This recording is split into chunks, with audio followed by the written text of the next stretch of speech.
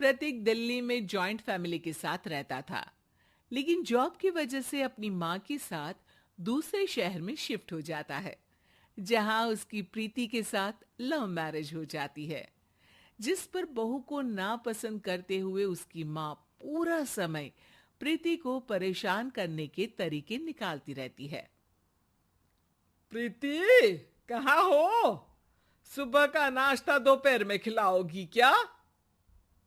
इसमें प्रीति और प्रतीक ऑफिस जाने के लिए तैयार हुए कमरे से बाहर आते हैं, जिसे देख सास प्रीति पर भड़कने लगती है। महारानी, तुम सुबह सुबह तैयार होकर घर का सारा काम छोड़कर कहाँ चल दी? जी वो ऑफिस। हैं? तुम ऑफिस जाओगी तो घर में जो सफाई, नाश्ता, खाने का काम है वो क्या मैं करूंगी?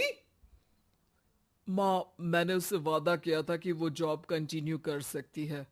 अरे वाह जी वाह, दोनों आपस में सलाह कर फैसले ले लिए। मैं क्या यहाँ बेवकूफ बैठी हूं? मुझसे पूछना किसी ने जरूरी नहीं समझा? मम्मी, आप फिक्र ना करें, मैं आज ही रेजिग्नेशन दे दूंगी।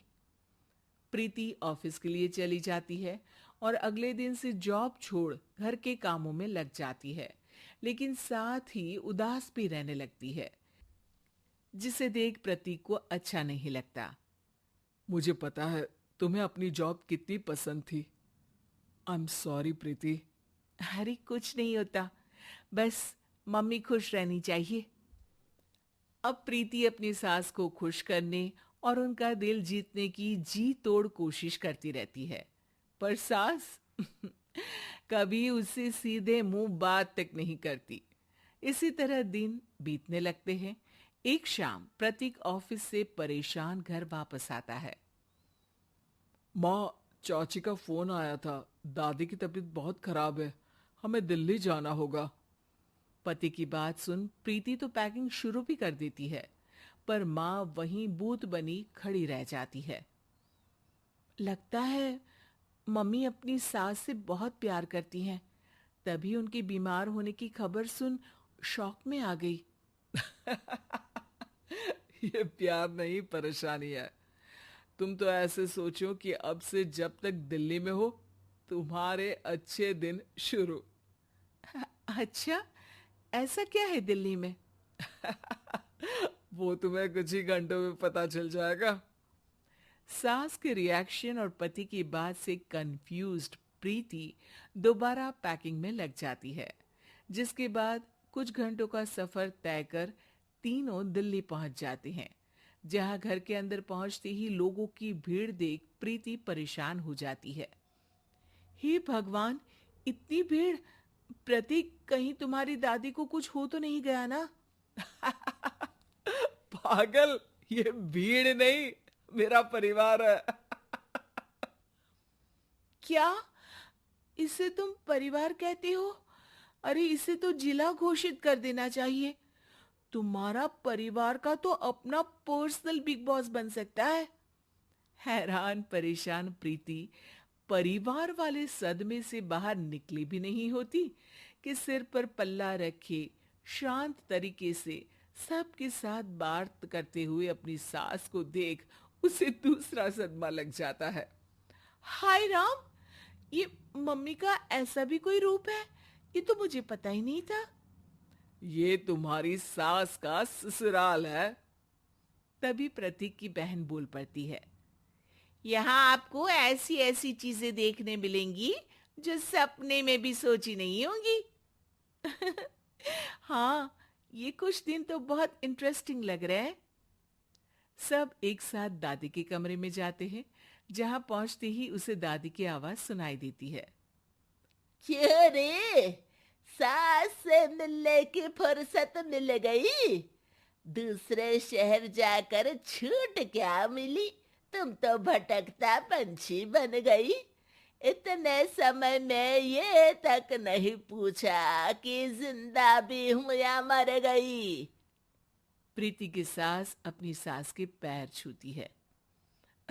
अरे कैसी बात कर रही हैं मम्मी, आपको तो मेरी उम्र भी लग जाए। अरे बस कर, ये झूठी उम्र देने वाली बातों का दिखावा ना कर। तेरा बस चले ना तो जो मेरी बची कुची जिंदगी है वो भी अभी खत्म कर दे। अरे बहू कहाँ है? इस पर सास प्रीति को दादी से मिलवाती है।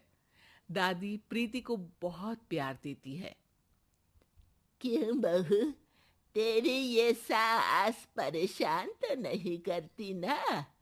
अगर करती है तो अभी बता दे, मैं इसकी क्लास लगा दूंगी। अरे कैसी बात कर रही है माँ जी, भला मैं क्यों किसी को परेशान करूंगी। प्रीति अपनी सास का ये रूप एंजॉय कर ही रही होती है कि तभी चाची वहां आकर प्रीति को अपने साथ ले जाती है।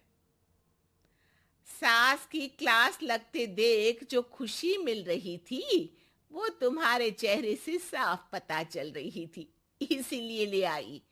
क्योंकि अगर उन्हें पता चल जाता तो तुम्हारी खैर नहीं थी। थैंक यू चाची जी। चाची और प्रीति घर में झूले पर बैठी बात कर ही रही होती है कि उसकी सास भी वहां आ जाती है। मतलब यहाँ सारा काम मैं करूं और तुम बैठी हंसी ठिठोली करो? अरे चलो जाओ खाना बनाओ। सास प्रीति को डांटकर काम करने भेज देती है, जिसे दादी देख लेती है और एक बार फिर सासू माँ की क्लास लग जाती है, जिसे पूरा परिवार मजे से खड़ा होकर देखने लगता है। क्यों रे, मैंने तुझे काम बोला और तू उस बच्ची को परेशान कर रही है? सास की कोई इज्जत रह गई है इस घर में या नहीं?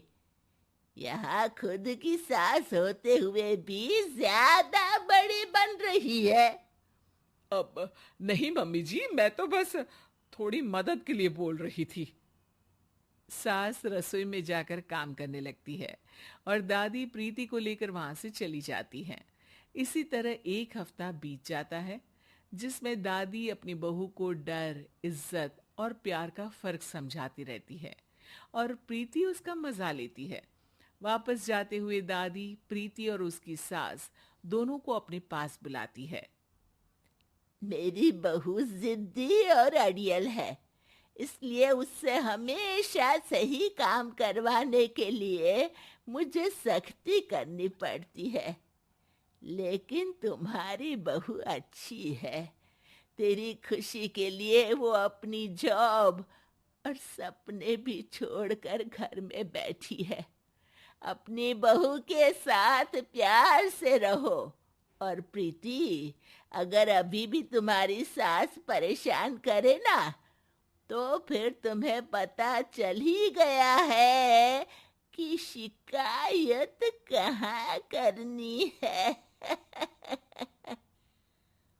जी, अपनी सास की ससुराल में उनकी सासू माँ के पास।